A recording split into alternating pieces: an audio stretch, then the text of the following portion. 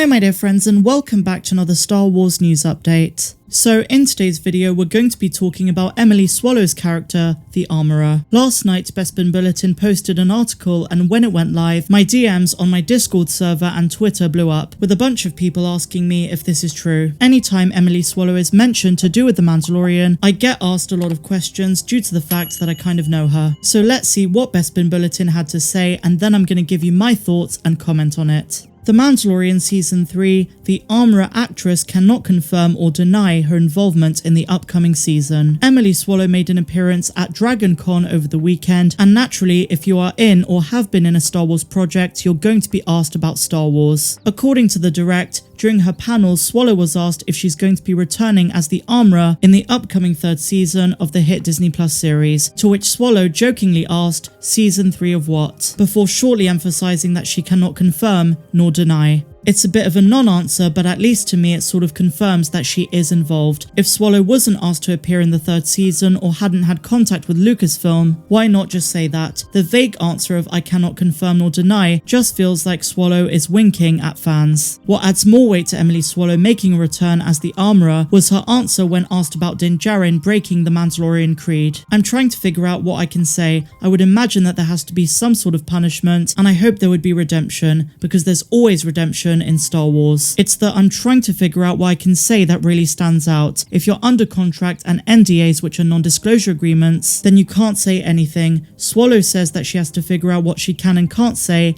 at least to me implies that she knows the answer, but doesn't want to break contract. Given Din Djarin's actions in the second season, it does feel natural for the Armorer to return in the third. The fate of the Armorer was left rather ambiguous. She fought Imperial forces in the Forge, and when we return to the location in season 2, it's been taken over by Aqualish thieves. During the second season, Din coming into contact with other Mandalorians, learning what being a Mandalorian means to them and what the armor can represent, along with learning he's part of a cult, is perfect setup for character growth and conflict going into the third season. And I believe the addition of the Armorer who served as a mentor figure to Djarin would only add to this plot point. So before I talk in depth about the Armorer, and we're going to speak about her more generally, I want to bring up Dr. Pershing because we do have a bit of news. Dr. Pershing himself, Omid Abtahi, was also at Dragon Con, and when he was asked about Pershing returning for a third season, he said, "I'm always hopeful. We'll see." Personally, I find this to be more of a compelling answer than Swallow's. I can neither confirm nor deny. Pershing's character was directly tied to Moff Gideon and the Empire's efforts of capturing Grogu. But with Grogu seemingly out of the picture for now, there's less reasoning and urgency for Pershing to appear in the upcoming season. Especially when you consider the events of Season 2's finale, he's likely to be in custody of the New Republic and would be better suited to Rangers of the New Republic, which is no longer in active development. So that, my dear friends, is the article, and now here are some of my thoughts. While the Armorer was completely absent in The Mandalorian Season 2, everything we've read and seen points to a return in Season 3. She did not die in Season 1 as some people suspect, but instead, she likely fled Navarro or maybe even was captured by the Imperial Remnant. Emily's response in this interview at Dragon Con is pretty typical from actors who are trying to play coy in order to not give anything away, and it seems to suggest that she is going to appear. So what does this mean for the story of The Mandalorian going forward?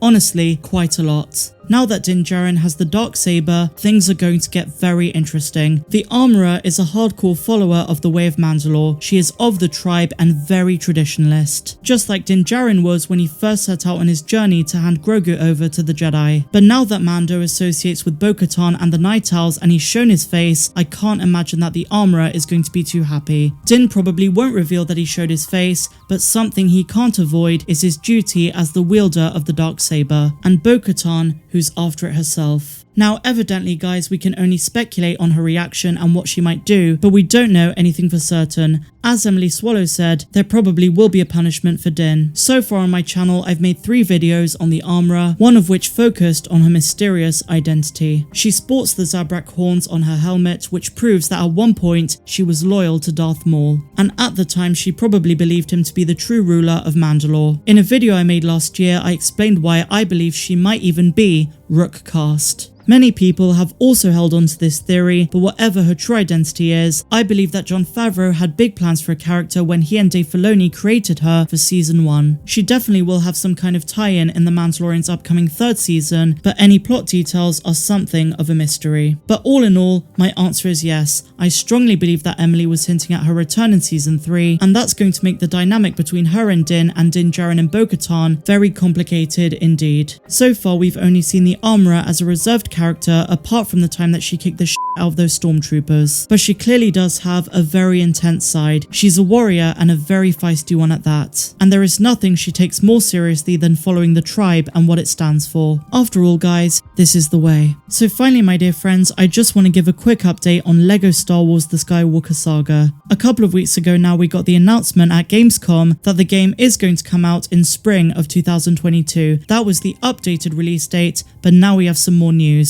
We have a big tease that more news following that trailer is coming very shortly. This is from Brick Fanatics, who are usually very on top of everything, so let's see what they have to say. The TT Games website has been updated with the Gamescom trailer for LEGO Star Wars The Skywalker Saga and teases the next news drop. Just as soon as we finally received a new gameplay trailer for LEGO Star Wars The Skywalker Saga, the developing studio TT Games is eager to keep the excitement up with one simple statement. We look forward to sharing more news about this epic new title very shortly. The sentence is featured in a blog post recognizing the Gamescom announcement with a release window of spring 2022. The wording of very shortly in this new tease could mean that the next lot of information for the title will come out before the end of this year. Brick Fanatics do say to take this with a grain of salt because we do know things go wrong and we've been waiting for this game for very long. So I will keep you guys up to date when we do know a bit more about the game. But I want to know if you guys are interested in LEGO Star Wars. Let me know your thoughts in the comments down below of this and everything we spoke about in today's video. If you guys enjoyed it, please be sure to give me a big fat thumbs up, subscribe to the channel if you're brand new and a huge welcome if you are, and also be sure to check out my Patreon. The link is in the description down below, and on there you get exclusive access to content that's not found here on YouTube. It also helps to support the channel and keep me here every day to give you guys the news. But otherwise my dear Megalorians, this is where we part ways. I'm Star Wars Meg, wishing you all a phenomenal rest of the day, no matter where you dwell in the galaxy. Have a good one.